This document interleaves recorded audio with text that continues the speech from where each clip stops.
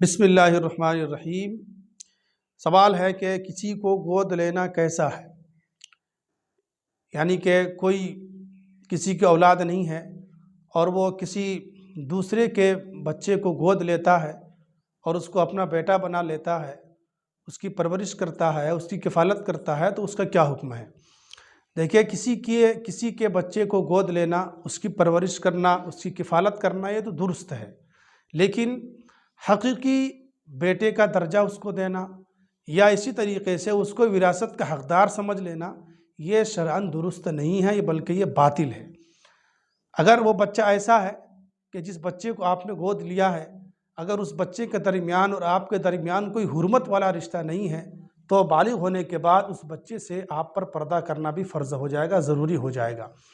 شریعت نے یہ حکم لگایا ہے کہ کسی کو اپنا منہ بولا بیٹا بنا لینے سے وہ حقیقی بیٹا نہیں ہوتا ہے، وہ پرایا ہی ہے۔ اگرچہ آپ اس کی پرورش کر رہے ہیں تو کسی کو بیٹا بنا لینے سے کوئی بیٹا نہیں بن جاتا ہے۔ حضور پاک صلی اللہ علیہ وسلم نے بھی ان کا بھی ایک منہ بولا بیٹا تھا، حضرت زید رضی اللہ تعالیٰ عنہ۔ تو اللہ تعالیٰ نے اس رسم کو اس طرح ختم کیا کہ حضرت زید کی جو بیوی تھی، اس کو حضرت زید نے طلاق دے دی، اور اس طلاق دینے کے بعد حضور پاک صلی اللہ علیہ وسلم نے اسے شادی کر لی۔ قرآن نے کہا فَلَمَّا قَضَى زَيْدٌ مِّنْهَا وَطَرًا زَوَّجْنَاكَهَا۔ تو عرب میں آپ اس طرح کہہ لیجیے ایک حیرت کی بات پیدا ہو گئی۔ لوگ عجیب عجیب باتیں کرنے لگے کہ دیکھو، محمد نے زید کو اپنا بیٹا بنایا تھا اور اس کی بیوی سے نکاح کر لیا۔ اللہ تعالیٰ نے کہا کہ بھائی، کسی کو اپنا بیٹا بنا لینے سے کوئی اپنا بیٹا نہیں ہو جاتا، وہ تو پرایا ہی ہے۔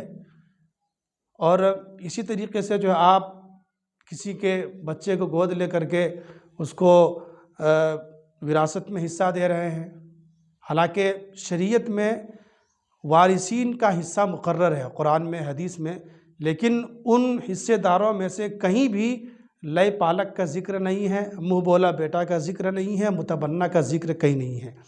اس لیے اگر اچھی بات ہے، آپ کو اولاد کا شوق ہے تو آپ اس کو گود لیجئے، اس کی پرورش کیجئے، لیکن ایک جو حد ہے شریعت کا، اس حد میں رہ کر کے۔